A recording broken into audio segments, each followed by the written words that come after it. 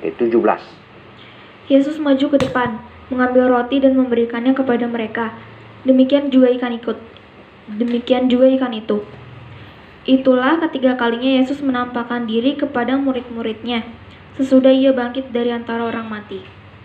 Sesudah sarapan, Yesus berkata kepada Simon Petrus, "Simon, anak Yohanes, apakah engkau mengasihi aku lebih daripada mereka ini?"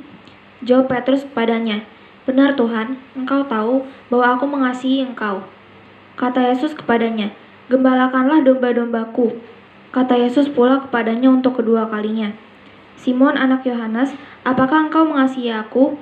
Jawab Petrus kepadanya, "Benar Tuhan, engkau tahu bahwa aku mengasihi engkau."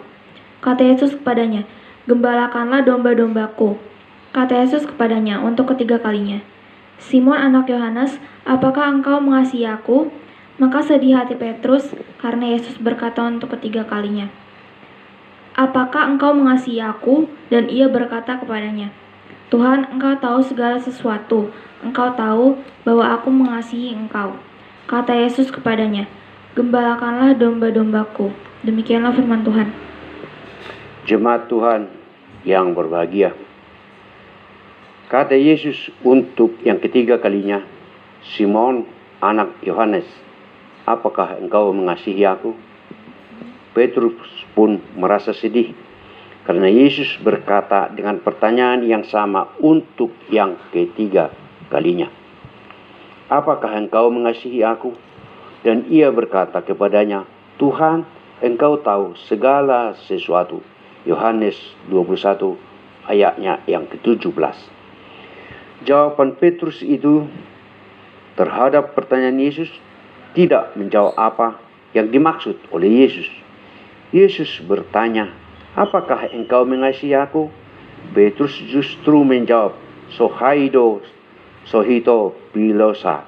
Artinya, "Ya Tuhan, engkau tahu, aku rekanmu." Ketiga, Yesus juga melontarkan pertanyaan yang sama untuk yang kedua kalinya. Dan Petrus juga menjawab dengan jawaban pertama, jawaban yang sama. "Ya Tuhan, saya sahabatmu." Pada zaman itu, makna dari kata sahabat dipengaruhi oleh pemikiran Aristoteles, Stoisme, dan Epictetus. Seorang sahabat adalah orang yang menikmati dan yang dinikmati kehadirannya, yaitu sahabat pasti bersekutu dalam niat, sifat, dan sikap, serta visi hidup.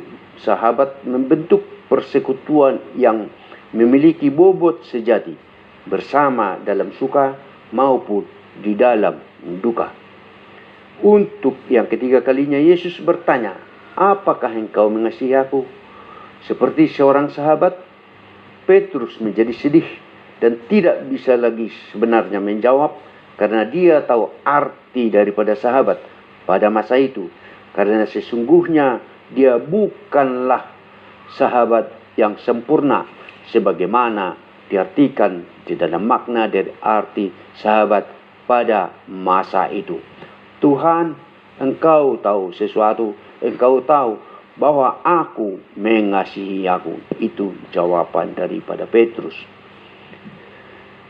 Sebagaimana kita ketahui sebelumnya, sewaktu Yesus ditangkap di taman Getsemane dan selanjutnya dalam pengadilan para ulama, Yesus dalam kesusahan justru Petrus mengaku tidak mengenalnya dan bahkan meninggalkannya, dan hal itu berlaku 3 kali sebelum ayam berkokok.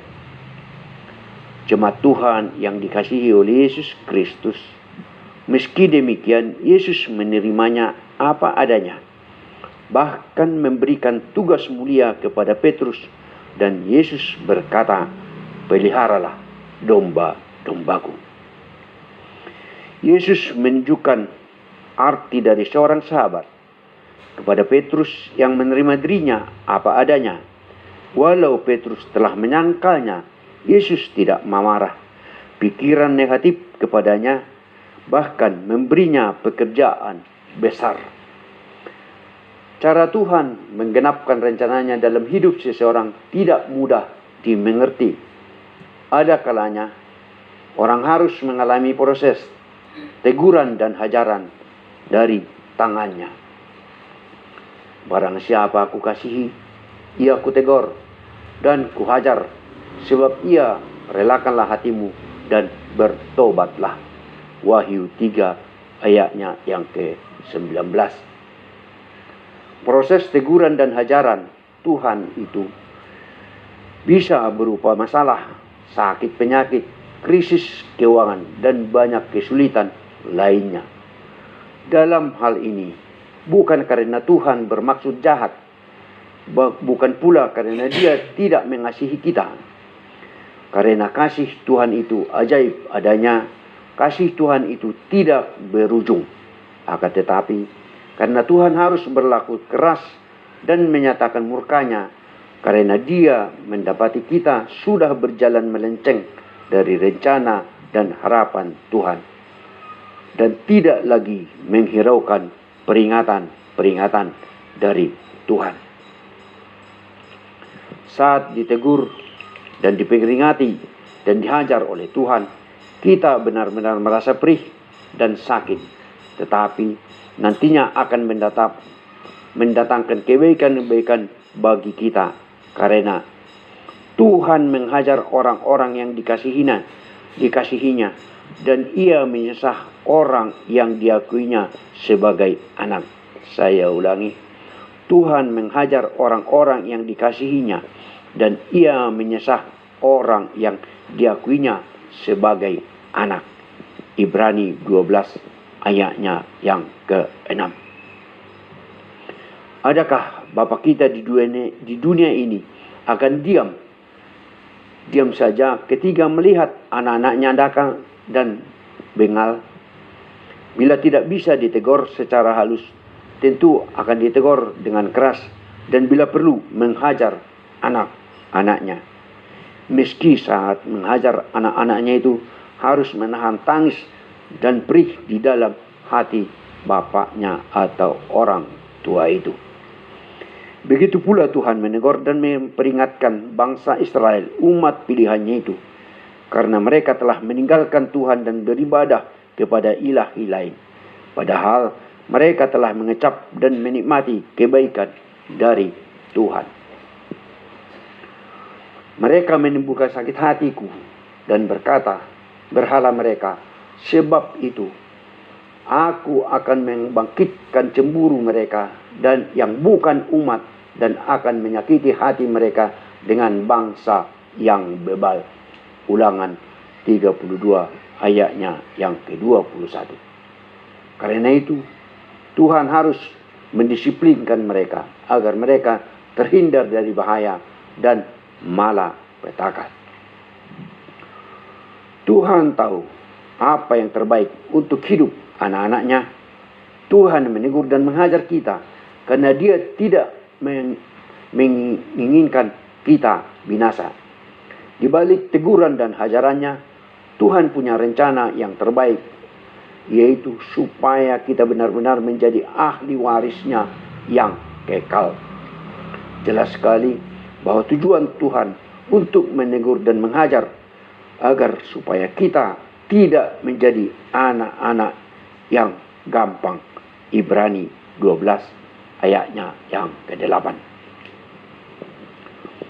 Kita memiliki banyak kelemahan, kadang-kadang menyangkal Tuhan dalam kata dan tindakan. Tetapi keterbukaan dan kejujuran kita kepadanya akan memulihkan kita. Tidak hanya itu, Ia akan memberikan kita tugas yang istimewa. Teguran dan hajaran Tuhan sering menimbulkan persepsi yang salah dalam diri kita. Padahal di balik semua itu, Tuhan punya rencana yang indah buat kita. Menyadari kelemahan dan kesalahan kita di hadapan Tuhan adalah cara yang terbaik untuk diterima dan dipercayai oleh Tuhan kita. Kiranya Tuhan memberkati kita dan melindungi kita. Tuhan menyinari kita dengan wajah-Nya dan memberi kita kasih karunia. Tuhan menghadapkan wajah-Nya kepada kita dan memberi kita damai sejahtera. Amin. Demikianlah renungan